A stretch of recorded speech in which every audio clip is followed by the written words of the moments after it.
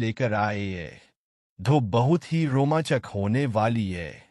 तो यह कहानी है एक गोरिल्ला जिसका नाम कानो है और एक लड़की आरोही की। कानो एक समझदार और अत्यंत बुद्धिमान प्राणी था, जो घने जंगल में रहता था, और आरोही एक छोटी सी नगरिया की रहने वाली लड़की थी, जिसका मन हमेशा प्रकृति की तरफ खींचता था। दोनों का मिलन न सिर्फ अनोखा था, बल्कि एक मिसाल बन गया प्यार और संवेदना की सीमाओं को तोड़ने का। तो आइए देखते हैं ऐसी ही एक अनूठे प्रेम कहानी को। आरोही एक 25 साल की लड़की थी, जो प्रकृति और जंगली प्राणियों की शोध करता थी। उसे प्रकृति से अधिक प्रेम था। वह अपनी पढ़ाई के बाद एक प्रोजेक्ट के लिए अमेज़न के घने जंगलों में आई थी। उसका मनुष्य और प्राणियों के बीच संवाद और संबंध पर शोध करने का सपना था। एक दिन जंगल के घने हिस्सों में जब वह अपने कैंप के साथ प्राणियों की तस्वीरें खींच रही थी, तब उसका सामना कानो से हुआ। कानो एक भयानक और शक्तिशाली गोरिल्ला था, लेकिन उसकी आंखों में एक अजीब सी नरमयत थी, जो आरोही को डरने के बजाय प्रभावित कर गई। आरोही कानो की तस्वीरें खींचने लगी, और कानो, जो पहले क्रोधित हुआ करता था, इस बार शांत था। उस दिन के बाद कानो अक्सर आरोही के आसपास घूमता रहता है। धीरे धीरे दोनों के बीच एक संवेदना का बंधन बनने लगा। कानो एक समझदार प्राणी था, जो मनुष्य के हाथ अपनी मान और अपने समुदाय को खोने के बाद जंगल में अकेला रह गया था। आरोही के साथ समय बिताते समय कानो की पुरानी यादें उभरने लगी। आरोही कानो के व्यवहार को निरीक्षण करते हुए उसके दुख और गुस्सा को समझने लगी थी। उसने कानो को अपनी नोटबुक में साइलेंट किंग नाम दिया, क्योंकि कानो की शक्ति और उसकी छुपी व्यथा दोनों ही अलग थे। एक दिन जब आरोही जंगल में खो गई थी और एक आदमखोर तेंदुए ने उस पर हमला किया, तब कानो ने उसकी रक्षा की। कानो ने अपनी पूरी शक्ति से शेर को भगाया और आरोही को अपने कंधों पर उठाकर एक सुरक्षित जगह पर ले गया। आरोही इस घटना के बाद कानो के और करीब हो गई। उन दोनों के बीच एक अजीब सी भाषा का जन्म हुआ। आंखें और इशारों से बातें। आरोही कानो को खाने के लिए मिठाई और फल देती है, और कानो बदले में उसका रक्षक बन गया। आरोही कानो में कुछ अलग सी बात देखती थी। कानो के व्यवहार में एक संजीदगी थी, एक संवेदना थी, जो इंसानों में भी मुश्किल से मिलती थी। कानो आरोही को अपने लिए एक दोस्त से कुछ ज़्यादा पसंद करता था।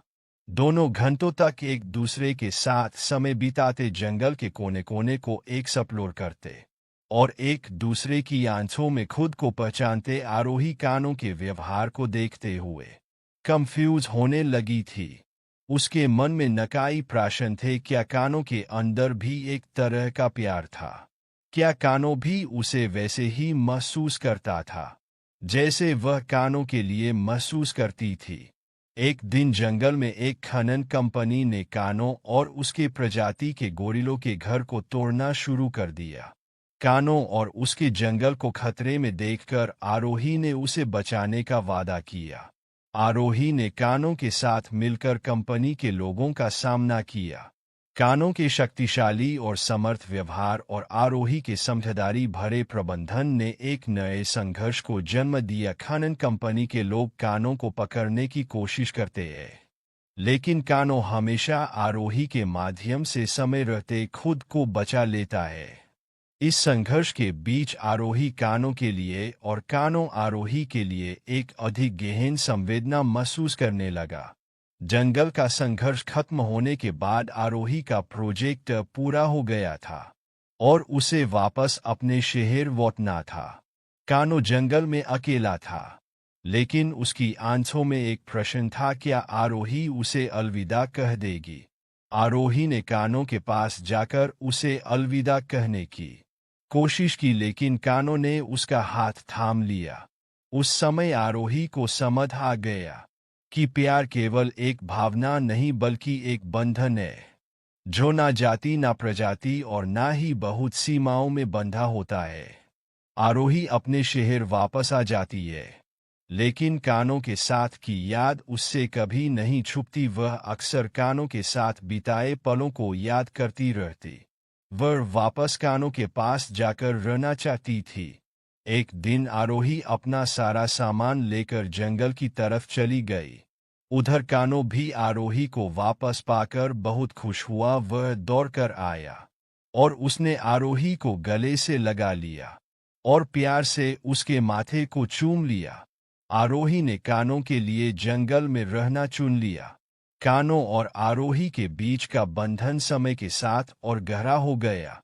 कानों और आरोही के अनोखे प्यार के किस्से जंगल से बाहर भी होने लगे। उधर शहर में एक दिन आरोही के माता पिता ने उन दोनों की प्रेम कहानी टीवी में दी थी, तो वह दोनों आरोही को ढूंढने जंगल की तरफ चल दिए। उन दोनों ने अपने साथ कुछ शिकारी लोगों को भी साथ में लिया, जिनके पास बंदूकें थी। उन लोगों ने अपने साथ शिकारी कुत्तों को भी शामिल कर किया। जैसे ही वह लोग जंगल में पहुंचे, उन्होंने आरोही को ढूंढना शुरू कर दिया। कुछ ही दूर जाने पर उन्हें आरोही और गोरिल्ला फल खाते हुए जंगल के बीच में दिखाई दिए। शिकारियों ने कानों को रस्सियों से बांध दिया। उनमें से एक शिकारी कानों को मारने ही वाला था कि आरोही बीच में आ गई। वह जोर-जोर से रो रही थी। उसने उन शिकारियों के आगे हाथ जोड़ते हुए कहा कि वह कानों से प्रेम करती है, कानों को छोड़ दिया जाए। आरोही के माँ बाप ने लाख मनाने की कोशिश की पर आरोही नहीं मानी। आरोही का मनाना था कि जंगल में कानों के साथ जो सुकून उसे मिलता है, वह उसे कहीं और नहीं मिल पाएगा। आरोही की माँ ने रोते हुए आरोही और कानों को गले से लगा लिया। वे लोग जंगल से चले गए। आरोही अब हमेशा के लिए जंगल में कानों के साथ ही रहने वाली थी। आरोही ने कानों के लिए एक नए जंगल रिजर्व का निर्माण करवाया, जहां कानों और उसके जैसे प्राणी खुलकर जीवन जी सकते थे। कानों और आरोही का एक नया सफर शुरू होता है, जहां वह मिलकर जंगल को बचाने की कोशिश करते हैं। कानों और आरोही मिलकर जंगल के प्राणियों की रक्षा करते हैं और उन्हें सुरक्षित जगह पर ले जाते हैं। कानों और आरोही के बीच रिश्ता और गहरा होता जाता है और वह एक दूसरे के साथ अपने दुख और सुख बांटते हैं। आरोही जंगल में अपना नया जीवन शुरू करती है। कानों के साथ कानों और आरोही अपने जंगल में एक विशाल परिवार बनाते हैं, जिसमें कई प्राणी और लोग शामिल होते हैं। कानों और आरोही की कहानी दुनिया भर में एक मिसाल बन जाती है। दो प्यार और संवेदना की कहानी है। कहानी का संदेश यह है कि प्यार एक ऐसी भावना है जो इंसानों और इंसानों के बीच भी संभव है। बस जरूरी है एक दूसरे को समझने की और अपनी सीमा